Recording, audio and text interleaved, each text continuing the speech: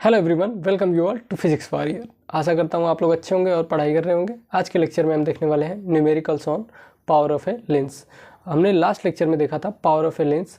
अगर आपने उसे नहीं देखा तो उसे देख कर आइए ताकि ये लेक्चर आपको अच्छे से समझ में आए और आप न्यूमेरिकल सॉल्व कर सकें। तो सबसे पहले आप क्वेश्चन जब भी उसे पॉज करिए, उसे ट्राई करिए, उसके बाद उसका सोल्यूशन देखिए। तो सबसे पहले देखते हैं, सबसे पहला क्वेश्चन है A double convex lens of +5 diopter is made of glass of refractive index 1.5 with both faces of equal radius of curvature. Find the value of curvature. कह रहा है यहाँ पे एक हमने कॉन्वेक्स लेंस लिया है, कॉन्वेक्स लेंस जिसका 5 डायप्टर है और वो ग्लास से बना हुआ है। सपोज दैट ये कॉन्वेक्स लेंस है और ये ग्लास से बना हुआ है और इसकी जो ग्लास की रिफ्रैक्टिव इंडेक्स है वो है म्यू इज इक्वल टू 1.5 के इक्वल है। मीन्स अगर हम म्यू लेंस की बात करें या ग्लास की बात करें यहाँ पे तो वो है 1.5 के इक्वल। उसकी बात कहता है with both faces of equal radius of curvature, और दोनों फेसेस के जो रेडियस ऑफ कर्वेचर है वो इक्वल है। लेट सपोज दैट मैंने इसे अगर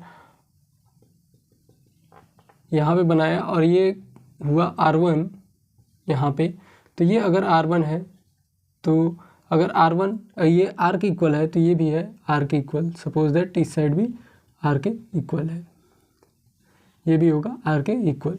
मीन्स जो रेडियस ऑफ कर्वेचर है दोनों का वो सेम है, इक्वल रेडियाई ऑफ कर्वेचर के हैं। तो हमसे बोल रहा है find the value of curvature, तो हमें वैल्यू फाइंड आउट करनी है कर्वेचर की। तो अभी हमने फार्मूला पढ़ा था P is equal to 1/f, और वहाँ पे जब रिफ्रैक्टिव इंडेक्स और रेडियस ऑफ कर्वेचर के टर्म में जो फार्मूला है वो है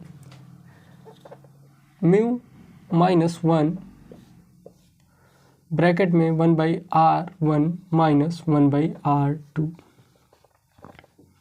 अब यहाँ पे हम देखते हैं, यहाँ पे रेडियस ऑफ कर्वेचर जो है दोनों फेसेस का सेम है, तो r1 की वैल्यू होगी पॉजिटिव, r1 की वैल्यू होगी let suppose r positive and r2 की वैल्यू हो जाएगी -r के इक्वल। ये ऐसा क्यों होगा? क्योंकि अगर आप कॉन्वेक्स लेंस को देखें तो ये जो इसका फेस होगा, ये फेस जो होगा सेकेंड वन का, वो क्या आएगा, इस साइड लाई करेगा। जब इस साइड लाई करेगा तो आपको पता है ये इंसिडेंट रे के डायरेक्शन में है, इंसिडेंट रे के अपोजिट डायरेक्शन में है, तो यहाँ पे R2 की वैल्यू क्या हो जाएगी, निगेटिव हो जाएगी। तो P इज इक्वल टू, यहाँ पे P की वैल्यू है 5 dioptre is equal to mu की वैल्यू है हमारे पास 1.5 माइनस 1 ब्रैकेट में 1/r माइनस R2 की वैल्यू रखेंगे तो -1/-r, तो ये माइनस माइनस प्लस हो जाएगा। तो 5 इज इक्वल टू, यहाँ से 1.5 में से 1 अगर हम सब्ट्रैक्ट करेंगे तो यहाँ पे बचेगा हमारे पास 0.5 इज इक्वल टू ब्रैकेट में 1/r प्लस 1/r। इसको हम क्या लिख सकते हैं, 1/r plus 1/r is equal to 2/r। इसे हम लिख सकते हैं 2/r। अब यहाँ से r को हम उस साइड ले जाते हैं तो r इज इक्वल टू हो जाएगा 0.5 इंटू 2/5। तो यहाँ पे हो जाएगा 5 2 ज़ा 10, तो ये हो जाएगा ऊपर की जो वैल्यू होगी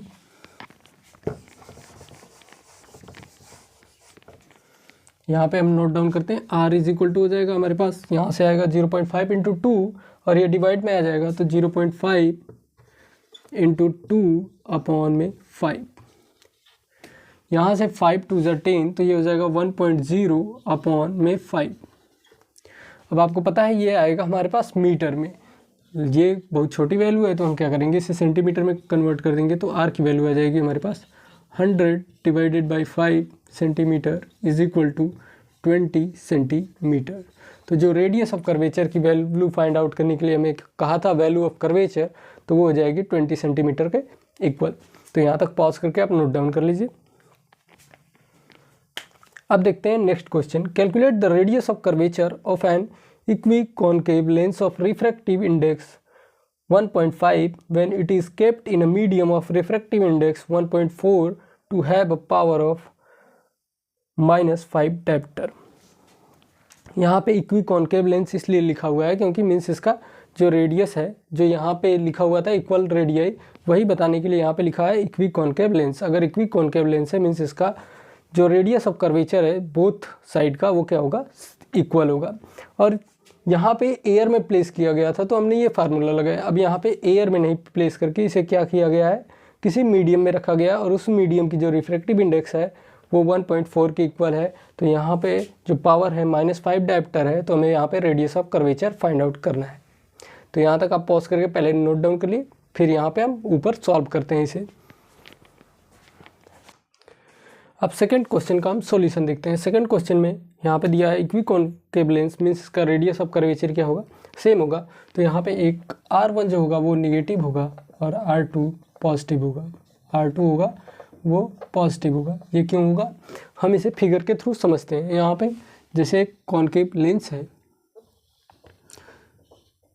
तो यहाँ पे अगर हमने कहीं पे ऑब्जेक्ट प्लेस किया तो इसकी इंसिडेंट रे कुछ इस तरह से जाएगी और जो इस फेस का जो रेडियस ऑफ कर्वेचर बनेगा वो कहीं इधर लाई करेगा। जब इधर लाई करेगा तो मीन्स ये इंसिडेंट रे के अपोजिट डायरेक्शन में है, तो उसकी वैल्यू क्या हो जाएगी, -r के इक्वल हो जाएगी। और R2 की बात करें तो वो कुछ इस साइड लाई करेगा। जब इस साइड लाई करेगा तो इंसिडेंट रे के डायरेक्शन में हुआ, जब इंसिडेंट रे के डायरेक्शन में हुआ तो R2 की वैल्यू क्या हो जाएगी, पॉजिटिव हो जाएगी। तो पावर इज इक्वल टू हमने पढ़ा 1/f is equal to 1/f। अब हमने जब लेंस मेकर फार्मूला पढ़ा था तो वहाँ पे मैंने बताया था 1/f, जब कोई हमने लेंस को अगर मीडियम में, किसी मीडियम में, सपोज दैट एयर को छोड़ के हमने किसी और मीडियम में रखा है, तो वहाँ पे फार्मूला क्या होगा, वहाँ पे होता है μl अपॉन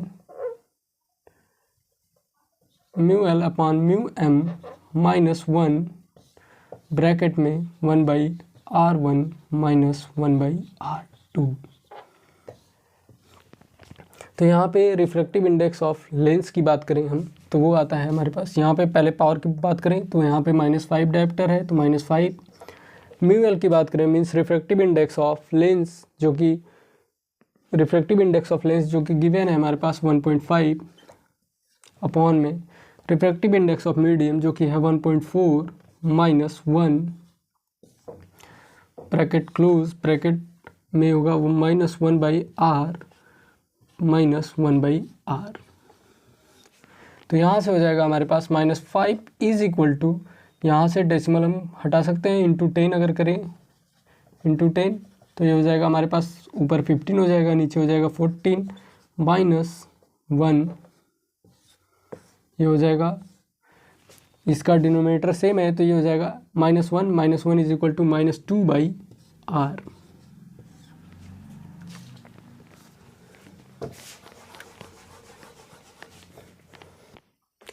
तो यहाँ से जब हम फर्दर कैलकुलेट करेंगे तो ये आएगा -5 इज इक्वल टू 1/14 ब्रैकेट में -2/r। अब r को अगर हम इस साइड ले जाते हैं तो r इज इक्वल टू हो जाएगा 1/14 into -2/-5, minus minus cancel out and 2 7 जब 14, तो r इज इक्वल टू हो जाएगा 1/35 और ये जो यूनिट आएगी वो मीटर में आएगी तो 1/35 मीटर आएगा। इसे अगर हम सेंटीमीटर में चेंज कर दें तो 100/35 सेंटीमीटर, तो 5 7 जो 35 एंड 5 2 जो 10 20, तो ये 7 2 जो 14 2.8 अप्रॉक्सीमेटली ये 2.8 सेंटीमीटर के आसपास आएगा। तो जो रेडियस ऑफ कर्वेचर होगी इस केस में वो होगी 2.8 सेंटीमीटर के आसपास। तो आप इसे पॉज करके नोट डाउन कर लीजिए।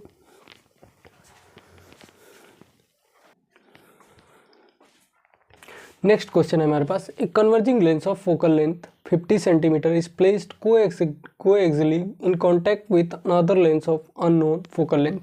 हमसे क्वेश्चन में कह रहा है कि हमने एक कन्वर्जिंग लेंस को प्लेस किया है जिसका फोकल लेंथ है 50 सेंटीमीटर, उसे कोएक्सियली एक अननोन लेंस के साथ, जो अननोन फोकल लेंथ का है उसके साथ हमने प्लेस किया है।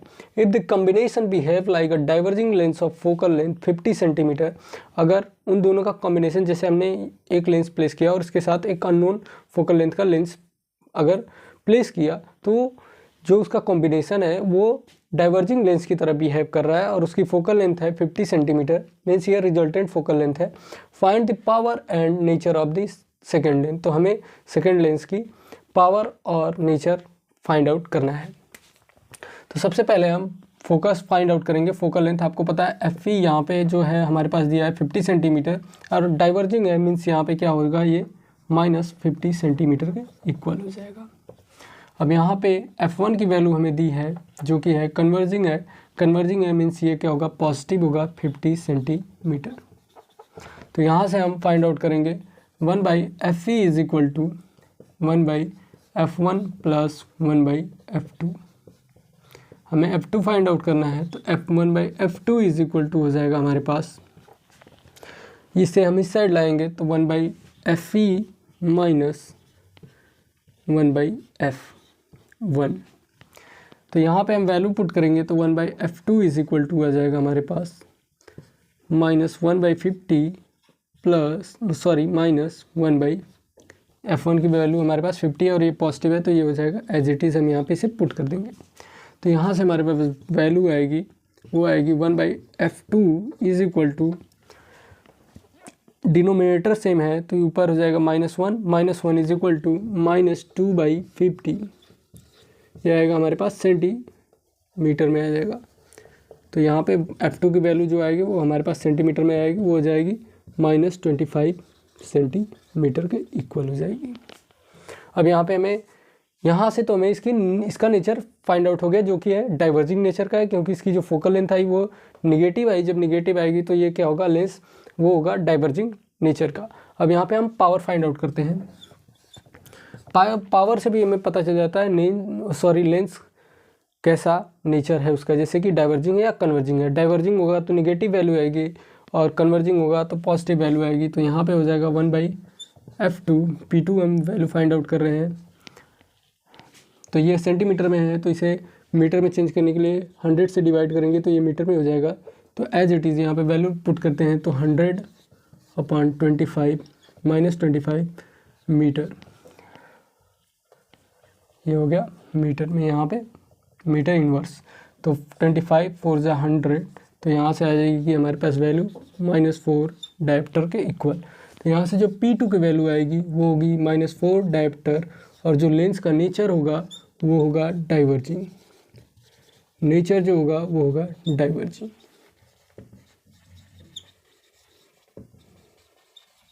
तो आई होप आप लोगों को समझ में आया होगा। यहाँ तक पॉज करके आप नोट डाउन कर लो। नेक्स्ट क्वेश्चन है हमारे पास, question number 4। A convex lens of focal length 25 centimetre is placed coaxially in contact with a concave lens of focal length 20 centimetre.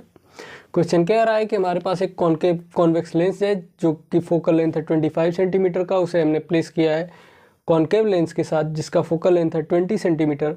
तो यहाँ पे हमें फाइंड आउट करना है इसका पावर, और जो सिस्टम होगा वो कन्वर्जिंग होगा या डाइवर्जिंग वो हमें बताना है। तो आपको पता है पावर इज इक्वल टू होता है P1 प्लस P2, अगर कॉम्बिनेशन की बात करें हम तो P1 की वैल्यू हो जाएगी 1/F1 प्लस P2 की वैल्यू हो जाएगी 1/F2 के इक्वल। यहाँ पे आपको पता है F1 जो है वो कॉन्वेक्स लेंस है, कॉन्वेक्स लेंस है तो यहाँ पे पॉजिटिव आएगा, तो ये 1/25 सेंटीमीटर है। तो इसे सेंटीमीटर से मीटर में चेंज करने के लिए यहाँ से हम 100 से डिवाइड करेंगे तो ये ऊपर जाएगा 100 हो जाएगा, प्लस, और ये F2 की वैल्यू फोकल लेंथ है कॉनकेव लेंस की, तो वो क्या होगी हमारे पास नेगेटिव आएगी -20। तो यहाँ पे हम डिनोमिनेटर लेंगे, डिनोमिनेटर सेम करेंगे तो ये हो जाएगा 100, 25 4 × 100 तो 400 माइनस, ये माइनस है तो ऊपर आ जाएगा माइनस हो जाएगा 25 × 100 तो 100 × 5 is equal to 500, 500 - 400 is equal to 1। तो यहाँ से -1 आ जाएगा क्योंकि ये -500 है, 400 से हमने माइनस किया 500, तो यहाँ पे आ जाएगा -100 अपॉन में 100, तो इज इक्वल टू क्या हो जाएगा 100 से 100 जाएगा तो ये हो जाएगा -1 डायप्टर। तो जो पावर आई कॉम्बिनेशन की -1 डायप्टर आई, और यहाँ से हमें क्या पता चलता है कि ये जो कॉम्बिनेशन होगा वो डाइवर्जिंग इन नेचर होगा, क्या होगा, डाइवर्जिंग होगा।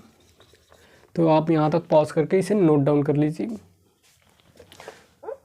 अगर ये पॉजिटिव आता है तो आपको पता है कि कन्वर्जिंग होगा, यहाँ पे नेगेटिव आया इसलिए डाइवर्जिंग होगा। अगर आपको इसे अलग तरीके से फाइंड आउट करना है तो आप यहाँ पे पहले P1 की वैल्यू फाइंड आउट कर लीजिए, अभी जैसे आपको अच्छा लगे। P2 की वैल्यू फाइंड आउट कर लीजिए, फिर यहाँ पे वैल्यू पुट करके आप यहाँ पे उसका आंसर जो रिजल्टेंट देखेंगे वो यही आएगा। और यहाँ से भी आप फाइंड आउट कर सकते हैं या फिर इस प्रोसेस से भी आप फाइंड आउट कर सकते हैं। तो यहाँ तक पॉज करके आप नोट डाउन कर लो।